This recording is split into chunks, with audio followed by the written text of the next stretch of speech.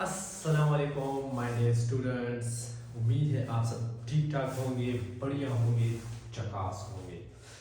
आज का लेक्चर बहुत ही ज़बरदस्त है, बहुत ही ज़्यादा इम्पोर्टेंट है और थोड़ा सा मुश्किल है, लेकिन कोई बात नहीं, अभी हम डिस्कस करेंगे इंशाल्लाह, कोई मसला इसमें नहीं होगा। तो चलते हैं अपने लेक्चर की तरफ।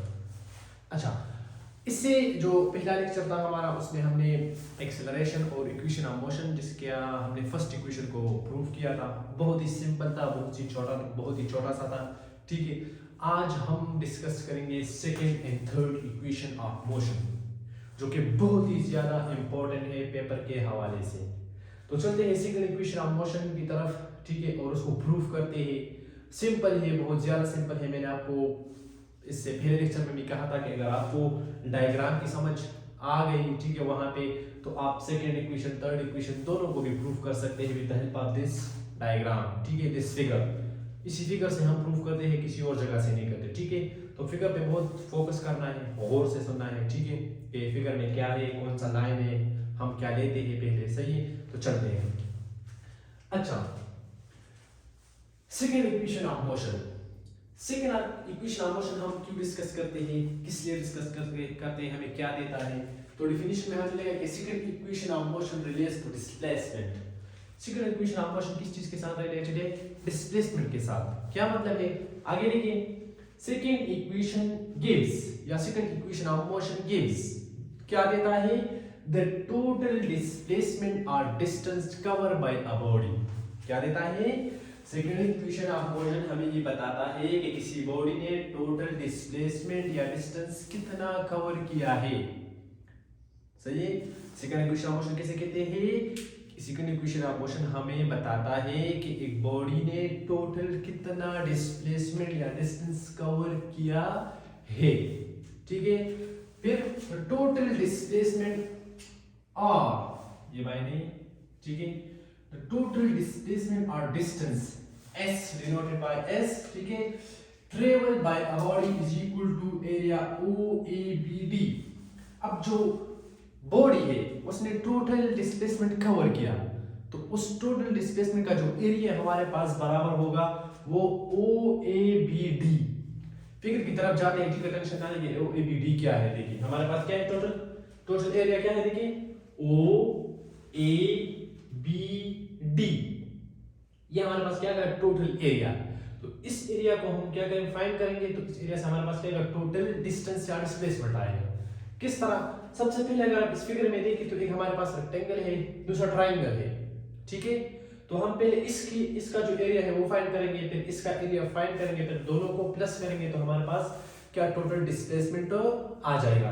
तो मैंने यहाँ पे क्या लिखा है, यहाँ देखिए, total distance is equal to, हमारे पास बराबर है एरिया ऑफ OACD, ये एरिया जो है प्लस ये एरिया जो है, ये दोनों एरिया को जब हम प्लस करें तो हमारे पास क्या आएगा, टोटल डिस्टेंस आएगा।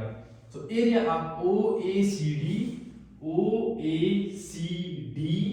Plus area of ABC। Simple मतलब क्या कहेगा, area of triangle plus the area of rectangle is equal to total distance. इस एरिया को फाइंड करो, इस एरिया को फाइंड करो, दोनों को प्लस करो, तो आपके पास क्या आ जाएगा, टोटल डिस्टेंस आ जाएगा। तो किस तरह फाइंड करेंगे एरिया, चलते हैं। ठीक है, अच्छा, फर्स्ट हम इसका एरिया फाइंड करेंगे। ठीक है, now find area of OACD का हम एरिया फाइंड करते हैं। तो OACD हमारे पास बराबर है OA multiply OD, OA multiply OD, length सर्वे। सही है ना? ठीक है, एरिया किसके बराबर है, OA मल्टीप्लाई बाय OD। ठीक है, OA मल्टीप्लाई बाय OD। ऐसा ऐसे ऐसे समझाऊंगा कि इंपॉर्टेंट है, दोबारा हमारे इसलिए इंपॉर्टेंट है तो आपको समझ आ जाए। ठीक है, अच्छा, ध्यान देखिए, ये एरिया किसके बराबर है, OA मल्टीप्लाई बाय OD। ठीक है, तो यहां देखिए OACD is equal to, OA पे हमने क्या लिया है, इनिशियल वेलोसिटी। क्या लिया है, इनिशियल वेलोसिटी लिया है। ठीक है, ओडी में हमारे पास क्या है, टाइम है। क्या चीज है, टाइम है। तो हमारे पास क्या जाएगा, V I multiply by T. तो क्या लिखा है, V I multiply by T, या सिंपल वी आई टी भी लिख सकते हैं, दोनों लिख सकते हैं, कोई इशू नहीं। दोबारा देखिए, इस एरिया को हम किस तरह फाइंड करेंगे, ओ ए को मल्टीप्लाई करो ओ डी से। तो ओ ए पे हमने इनिशियल वेलोसिटी है और ओ डी पे हमारे पास क्या है, टाइम है। तो हमारे पास क्या आएगा, ओ ए सी डी का एरिया कितना आएगा, V I multiply by T. सही है, ये हमारे पास क्या हो गया, एरिया ऑफ रेक्टेंगल। अब इसका एरिया हम फाइंड करेंगे। So now find area of A B C. तो यहां देखिए, जब इस रेक्टेंगल को हम हाफ करें, ठीक है, तो इससे ट्रायंगल बनता है ना। इसी वजह से मैंने क्या किया, यहाँ पे हाफ लिखा है, क्योंकि ट्रायंगल जो है वो हमारे पास हाफ ऑफ द रेक्टेंगल होता है, ठीक है। तो इस वजह से यहाँ पे क्या है, हाफ आया है। तो ए बी सी मेरे पास बराबर है हाफ ए सी मल्टीप्लाई बी सी।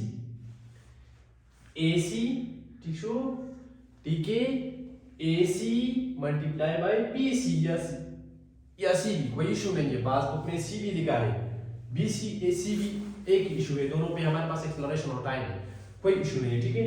आप ए बी सी ए बी सी सी ए लिख सकते हैं, कोई मसला नहीं है, क्योंकि यहाँ पे जो टर्म है उसका होना जरूरी है, चेंज नहीं होता, ठीक है। तो हमारे पास क्या बराबर है, हाफ ए सी मल्टीप्लाई बी सी। तो ए सी में हमारे पास क्या है, टाइम, क्या है, टाइम, और बीसी में हमारे पास क्या है, एक्सेलरेशन और टाइम है, ठीक है, एक्सेलरेशन और टाइम है। तो मैंने एसी की जगह टी लिखा, बीसी की जगह ए टी लिखा। अब इन दोनों को जब मैं मल्टीप्लाई करूं, ये हमारे पास टी टी है, तो टी स्क्वायर हो जाएगा। क्या हो जाएगा, टी स्क्वायर। तो हमारे पास एरिया ऑफ जो ट्रायंगल है वो आएगा हाफ ए टी स्क्वायर। तो अब देखिए, इसका भी एरिया फाइंड हो गया, इसका भी एरिया फाइंड हो गया, ठीक है। कौन सा एरिया, इसका भी ये वाला एरिया फाइंड हो गया, ठीक है, इसका भी ये एरिया वाला फाइंड हो गया। अब इन दोनों को प्लस करो तो हमारे पास टोटल डिस्टेंस आ जाएगा, क्योंकि हमने पहले ही कहा, ठीक है, कि टोटल डिस्टेंस हमारे पास बराबर है area of rectangle plus area of triangle, ठीक है। अच्छा, तो अब जब वैल्यू आ गई तो हम इस इक्वेशन को इक्वेशन स्टार में पुट कर लेंगे। Area of O A C D इससे क्या आया था, प्लस ए बी सी से क्या आया था, दोनों को प्लस करो तो आपके पास टोटल डिस्टेंस आ जाएगा। So putting the values in equation star, इस वैल्यू को और इस वैल्यू को इक्वेशन स्टार में पुट करो, ठीक है। तो S is equal to O A C D plus A B C. मैंने वापस ये इक्वेशन स्टार लिख लिया। ओ ए सी डी किस चीज के बराबर है, यानी कि V I T, V I T. A B C किस चीज के बराबर है, half A T square, half A T square. तो ये हमारे पास क्या प्रूफ हो गया, सेकंड इक्वेशन ऑफ मोशन। और ये हमारे पास क्या है, डिस्टेंस। हम सेकंड इक्वेशन ऑफ मोशन है किसको ड्राइव करते हैं, डिस्टेंस के, एक बॉडी ने कितना टोटल डिस्टेंस कवर किया है। तो उसमें हमारे पास इनिशियल वेलोसिटी है, टाइम है, ठीक है, एक्सेलरेशन है और फिर टाइम है, ठीक है। तो प्रूफ बहुत आसान है, बहुत ज्यादा। अगर ये आपको डायग्राम आता है, ये फिगर आपको याद है, तो यहाँ से आप प्रूफ कर सकते हैं। इसका एरिया फाइंड करो, इसका दोनों को प्लस करो तो आपके पास टोटल डिस्टेंस आ जाएगा, ठीक है। तो ये हमारे पास क्या हो गया, प्रूफ हो गया, ठीक है, प्रूफ हो गया। Second equation of motion. Second equation of motion हम क्यों पढ़ते हैं, to give the total distance displacement cover by a body, कि एक बॉडी ने टोटल डिस्टेंस या डिस्प्लेसमेंट कितना कवर किया है, इसके लिए हम सेकंड इक्वेशन ऑफ मोशन को क्या करते हैं, प्रूफ करते हैं। बहुत ज्यादा इंपॉर्टेंट है, न्यूमेरिकल इस पे आते हैं, पेपर में भी आता है कि proof S is equal to V I T plus half A T square, ठीक है। पेपर में ऐसे नहीं कह रहे कि सेकंड इक्वेशन ऑफ मोशन को प्रूफ करो, नेवर, ऐसे कभी नहीं आता। अगर आपको फर्स्ट इक्वेशन आता है तो आपको कहेंगे V F is equal to proof V F is equal to V I plus A T, ठीक है। अगर आपको सेकंड इक्वेशन आता है तो आपको कहेंगे कि proof S is equal to V I T plus half A T square. आपको ये नहीं कहेंगे कि फर्स्ट इक्वेशन को प्रूफ करो या सेकंड, आपको ये प्रूफ ये दिया होगा, आप इसको प्रूफ करेंगे। और इसी तरह बिल्कुल सेम टू सेम इसका डेफिनेशन है, फिर इसका टोटल डिस्प्लेसमेंट डिस्टेंस, फर्स्ट इसका एरिया दोनों को प्लस करो तो हमारे पास टोटल डिस्टेंस आ जाएगा। चलते हैं थर्ड इक्वेशन ऑफ मोशन की तरफ, बहुत ही इंपॉर्टेंट है, ज्यादातर हमारे पास सेकंड इक्वेशन और थर्ड इक्वेशन ही पेपर में आते हैं, ठीक है, क्योंकि ये थोड़ा कॉम्प्लिकेटेड है, कॉम्प्लिकेटेड नहीं है, सिंपल है, लेकिन फर्स्ट इक्वेशन के बनिस्बत ये दोनों थोड़ा मुश्किल है, सही, क्योंकि वो बहुत आसान है, बहुत ज्यादा इजी है। अच्छा, third equation of motion. Third equation relates to position third equation हमारे पास किस चीज के साथ रिलेटेड है, पोजीशन वेलोसिटी के साथ, दोनों बोथ फाइनल वेलोसिटी और इनिशियल वेलोसिटी, ठीक है। मैंने यहाँ पे लिखा है both final and initial velocity and constant acceleration. लेकिन थर्ड इक्वेशन की कंडीशन क्या है कि एक्सेलरेशन कांस्टेंट होना चाहिए विदाउट इंक्लूडिंग टाइम। टाइम का जिक्र यहाँ पे नहीं होगा। फर्स्ट और सेकंड इक्वेशन में टाइम का जिक्र है, याद है कि टाइम यहाँ पे मैंने फर्स्ट इक्वेशन लिखा है, देखिए फर्स्ट इक्वेशन में भी टाइम है, ठीक है। तो थर्ड इक्वेशन में किसी टाइम का जिक्र नहीं होगा। कांस्टेंट एक्सेलरेशन होगा, हमारे पास फाइनल और इनिशियल वेलोसिटी क्या क्या होगा, रिलेशन आएगा, सही है। और साथ में क्या आएगा, पोजीशन। तो प्रूफ करते हैं किस तरह है, बहुत ही ज्यादा आसान है, ठीक है, सिंपल है। याद है कि टोटल डिस्प्लेसमेंट हमने अभी पढ़ा कि टोटल डिस्टेंस किस तरह फाइंड करेंगे, ठीक है। तो total displacement is equal to half OA plus DB multiply OD। किस तरह, याद है कि हाफ OA प्लस DB, ठीक है, OA, याद है कि सिंपल है, ठीक है, सिंपल है, OA plus DB multiply OD। इन दोनों को प्लस किया है और इसके साथ मल्टीप्लाई किया है, तो हमारे पास क्या आएगा, टोटल डिस्प्लेसमेंट आएगा। क्या आएगा, टोटल डिस्प्लेसमेंट का फार्मूला है। हाफ क्यों लगाया है, क्योंकि ये हमारे पास रेक्टेंगल का हाफ है, ठीक है, ट्राइपीजियम से हम कहते हैं, क्या कहते हैं, ट्राइपीजियम कहते हैं। अच्छा, तो देखिए यहाँ पे लाइन DB, लाइन इक्वेशन ए का इसको हमने नाम दिया है line DB represent final velocity. Line DB, ठीक है, line DB represent final velocity VF। Line DB represent final velocity, line OA represent initial velocity, line OA represent initial velocity, line OA represent initial velocity, line DB represent final velocity and line segment OA represent time and line OD represent time, line segment OD represent time, ठीक है। तो putting values in equation A, इस equation A में value put करें। OA हमारे पास किस चीज के बराबर है, उसको छोड़ दे, याद है कि OA हमारे पास बराबर है VI की, इसकी जगह VI पुट करें, ठीक है। फिर क्या है, प्लस DB किस चीज के बराबर है, VF मल्टीप्लाई बाय OD किस चीज के बराबर है, टाइम, ठीक है। तो मैंने इक्वेशन A को वापस लिख दिया, OA plus DB multiply OD। OA किस चीज के बराबर है, VI, ये देखो बड़ा बड़ा लिखा हुआ है, ठीक है। प्लस DB किस चीज के बराबर है, VF मल्टीप्लाई OD किस चीज के बराबर है, टाइम। ये हमारे पास इक्वेशन नंबर B हो गया, इक्वेशन नंबर B हो गया, सही। अब हमें टाइम तो नहीं चाहिए, मैंने यहाँ पे लिखा विदाउट इंक्लूडिंग टाइम, कि यहाँ पे तो टाइम है, ठीक है। थर्ड इक्वेशन में तो टाइम आ गया, तो इस टाइम को हम खत्म करेंगे यहाँ से। ये जो D है इसको हम खत्म करेंगे, किस तरह खत्म करेंगे, by the help of first equation of motion. So from first equation of motion में पता है क्या है, VF is equal to VI plus AT, ठीक है। इस VI को मैंने उस तरफ शिफ्ट किया, ठीक है, तो हमारे पास क्या हो गया, माइनस VI, तो AT अपनी जगह पे रह गया और VI को मैंने लेफ्ट साइड पे शिफ्ट किया, तो VF माइनस VI। अब dividing both side by acceleration है, ठीक है, क्या है, dividing both side by acceleration है, ये है, सही। Dividing both side by acceleration, यहाँ पे जैसे डिवाइड करें तो ये A हमारे पास क्या कैंसिल और T हमारे पास बराबर हो जाएगा VF minus VI divided by A। अब ये जो T की वैल्यू आई जो कि हमने प्रूफ किया फर्स्ट इक्वेशन में, इसको उठा के यहाँ इक्वेशन B में पुट करें T की जगह, ठीक है।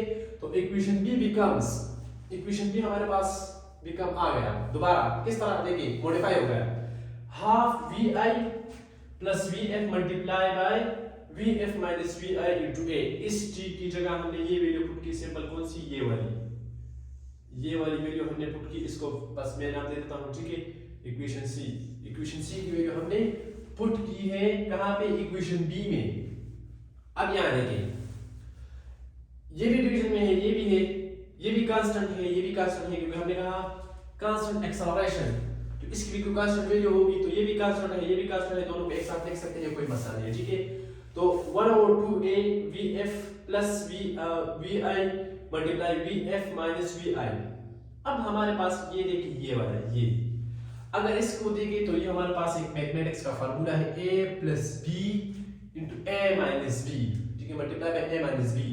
a plus b multiply a minus b हमारे पास बराबर है a स्क्वायर माइनस b का स्क्वायर। तो इसको ये फार्मूला ओपन है, इसको मैं क्लोज कर सकता, इस तरह लिख सकता हूँ, बिल्कुल लिख सकता हूँ, क्योंकि अगर आप इसको दोबारा ओपन करें तो हमारे पास यही आएगा।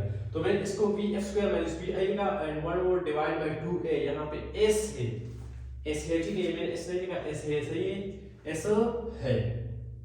अच्छा अब यहाँ देखिए 2s कैसे आ गया, कैसे आ गया, सोचिए ना, multiply both side by 2a, multiply both side by 2a, तो यहाँ पे भी मल्टीप्लाई कर, ठीक है, यहाँ देखिए इस तरह s is equal to 2a 1/2a vf square minus vi square, ठीक है, और यहाँ पे भी मैंने मल्टीप्लाई किया 2as और ये कैंसिल, तो 2as इज इक्वल टू, ठीक है, 1 तो हम लिखते नहीं, vf का स्क्वायर माइनस vi का स्क्वायर, ये हमारे पास क्या हो गया, प्रूफ हो गया।